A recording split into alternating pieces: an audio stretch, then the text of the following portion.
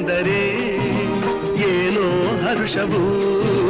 ನಮ್ಮ ಪಾಲಿಗೆ ಅವಳೇ ದೈವವು ಅಮ್ಮ ಎನ್ನಲು ಎಲ್ಲ ಮರೆತೆವು ಎಂದು ಕಾಣದ ಸುಖವ ಕಂಡೆವು ಅಮ್ಮ ಎಂದರೆ ಏನೋ ಹರ್ಷವು ನಮ್ಮ ಪಾಲಿಗೆ ಅವಳೇ